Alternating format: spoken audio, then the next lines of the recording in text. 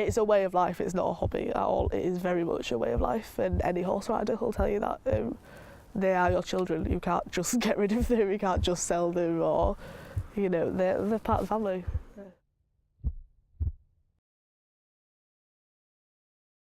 Right!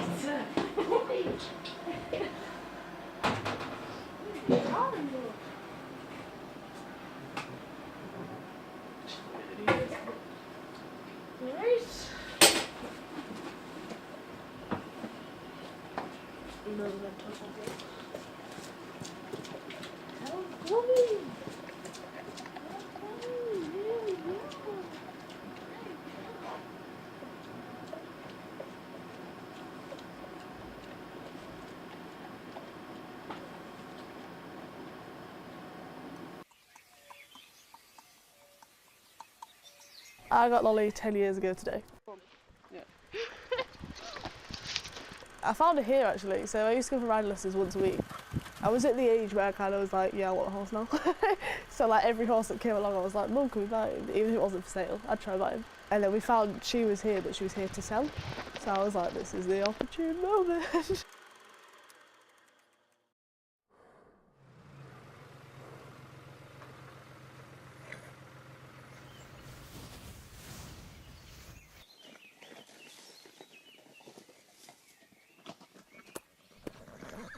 I'm at Nottingham Trent University doing equine psychology and sports science, and that pretty much is just the science of how horses think and why they react in certain ways. Then we look at like the sports science side, so what makes them such a good athlete, and like really in depth, so like it's each cell and their job, and it's not just, hey, you pump oxygen around your body. It is key to have that relationship between horse and rider. If you don't have it, it's going to be a hard time. From the moment you get going. I mean, sometimes it'll take a while, sometimes it'll click instantly. A lot of people say a horse chooses its owner, just like a dog chooses their owner kind of thing. Just because a horse isn't in your house and isn't with you constantly doesn't mean you won't have that bond. Like, we wished we could keep them in our houses and bubble wrap them and keep them safe from everything, but they'd hate it.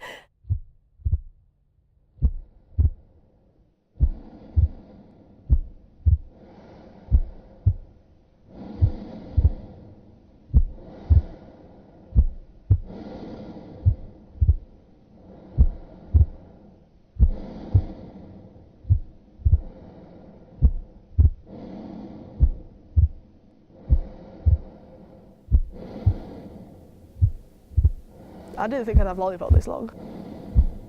I think just because it's just the way how horses are. Like normally you'll get a horse and then once you've outgrown it, either size, weight or like ability, you'll, you know, move on and get another one. A lot of people do that, but I'm just not that kind of person. You know, I like solid ground kind of thing. I like to know where I'm at like all the time, so I've just kept. I don't think I could have parted with it if I tried, really.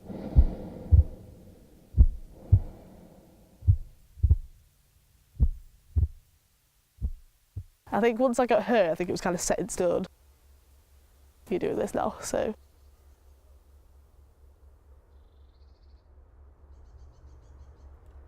She just got to know that I was that new person in life, and because I was there so often, you know, they just kind of click like, oh, okay, that's my human, just like that's my horse kind of thing.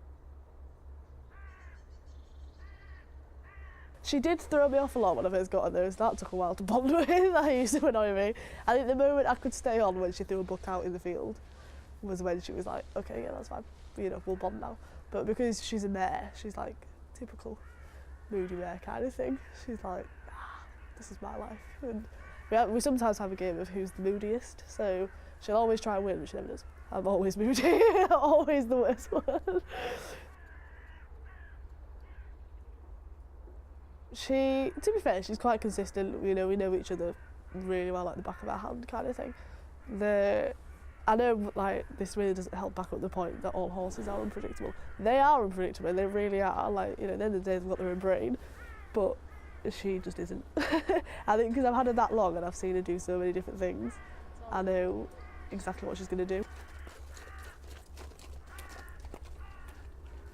she's a really good beginner pony, so I can get my friends and then we can go for a ride and not worry that, you know, she's going to do something drastic. And I've got a little kid riding her whilst I'm at uni, and I'm not even worried about that because I've had her as a little kid, so I know exactly what she's going to do when. At the same time, she's just completely different, that it's kind of like our thing that we've got. That she knows me, she knows our routine.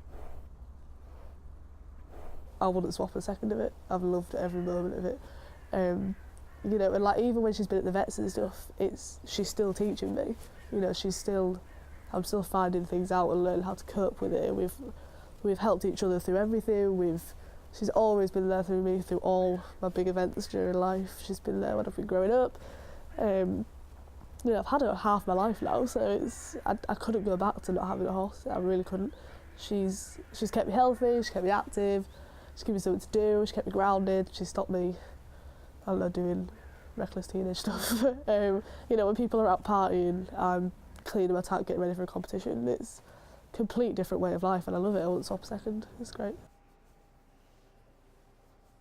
If I didn't have Lollipop, I'd have no idea where I'd be. I love her so much. I honestly couldn't function without her, I don't think. I miss her so much when I'm at uni, I really do. I just feel empty without her. I think because I've never seen anyone else have a bond with her like that, it is very personal to me. And whenever I'm feeling down about riding, or I'm getting frustrated with myself because I'm just not riding well, Mama will remind me that nobody else would have gotten half the stuff that we've gotten out of her, which I think is really nice. So, because everyone looks at her and she is a really slow pony. She can move, but she doesn't want to. You know, but it's because we trust each other, we're a team, so you know, I push her and she's like, okay, that's fine, we can do this, and we know she can, so she does it. So it just means everything. I wouldn't swap it, and I don't think I'll have a bond like that with another horse. I really don't.